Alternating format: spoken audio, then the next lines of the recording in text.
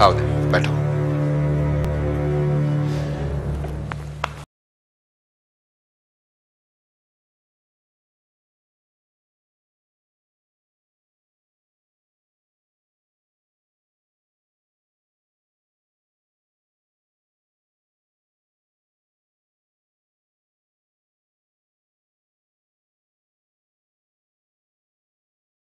बांध देते।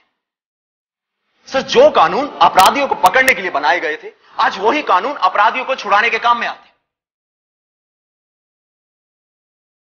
देखिएगा सर, अभी किसी का ऊपर से फोन आएगा और हमें इसे छोड़ देना पड़ेगा, और यह बड़ी शान से हमारी आंखों में आंखें डाल के सीना तान के यहां से चला जाएगा और हम कुछ नहीं कर पाएंगे। सर, सच तो यह कि यह वर्दी हमें नपुंसक बनाती है। सर, मेरी बात मानिए, ऊपर से किसी का फोन आए इससे पहले इन सबका एनकाउंटर कर देते हैं। बोल देंगे ये आपसी मुठभेड़ में मारे गए। तो हम में और इन अपराधियों में फर्क क्या रह जाए? देखो देव, कानून किसी को मारने की इजाजत नहीं देता है। कानून होता है अपराधियों को सजा देने के लिए, ताकि वो लोग सुधर सके, सही रास्ते पर आ सके। पर सर, ऐसा कानून कहां कर पा रहा है? कर पा रहा है देव, कर पा रहा है। आज भी लोगों के मन में कानून का डर है, इसलिए कोई भी गैर कानूनी काम करने से पहले लोग 1000 बार सोचते हैं। देखो, अगर कानून नहीं होता ना, तो हमारा समाज खत्म हो गया, हमारे देश में जंगल राज होता। सिर्फ आम लोग भी लागू।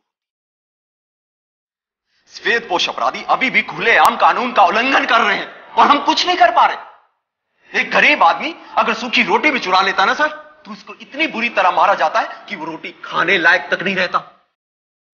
और श्वेतपोश अपराधी करोड़ों का घोटाला करते हैं सर, करोड़ों का, और उसके खिलाफ कोई एक्शन नहीं लेता। इस कानून की बात कर रहे हैं। मैंने कहा था ना कि तुम मुझे ज्यादा देर हवालात में नहीं रख पाओगे। मेरा दिमाग मत खिसका, वरना तू एक कदम भी यहां से बाहर नहीं रख पाएगा। उतार दूंगा तेरे भेजे में एक गोली। समझाओ इसे, समझाओ। नए पंछी को इतना ऊंचा नहीं उड़ना चाहिए, वरना हलक में उंगली डाल के जबान निकालना भी जानता है। यूं ही तकलीफ की आपने? अरे तकलीफ काहे की, इतनी रात गए आप लोगों को बिना कॉफी पिलाए थोड़ी जाने देता। वैसे आप लोगों का भी शुक्रिया कि इतनी रात गए आप लोगों ने मुझे लिफ्ट दी। वैसे इतनी रात गए हम भी तो आपको बिना कार क्लिनिक में नहीं छोड़ सकते थे।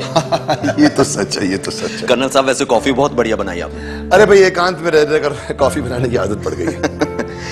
कर्नल साहब, अभी भी मुझे एक बात समझ में नहीं आ रही कि आपने मुन्ना को क्यों भाग जाने दिया? ऑफिसर, मैंने मुन्ना को भगाया नहीं है, बल्कि उसका एनकाउंटर आप लोगों के हाथों से होने से बचाया है। कर्नल साहब, अगर एनकाउंटर हो भी जाता तो क्या फर्क पड़ता? कम से कम देश का तो भला होता, देश से एक मुजरिम का बोझ कम हो जाता। हाँ, और 2-4 मुजरिम नए पैदा हो जाते। कर्नल साहब! देव, जरा समझाओ इसे। कर्नल बदतमीजी बर्दाश्त नहीं करता, इस तरह की बकवास सुनने का आदी नहीं है colonel. Colonel! Khan, behave yourself. Yes sir. Colonel साहब, आप खान की बातों को बुरा मत मानिएगा, ये थोड़ा जज्बाती हो जाता है, लेकिन इसमें देशभक्ति की भावना कूट कूट के भरी हुई है। वो आपने जो मुन्ना को भगा दिया ना, उसी की बात की खार खाए बैठे। वैसे कर्नल साहब, आपने अच्छा भी नहीं किया। आप ये क्यों नहीं समझते कि ये आपकी देश की सीमा नहीं है?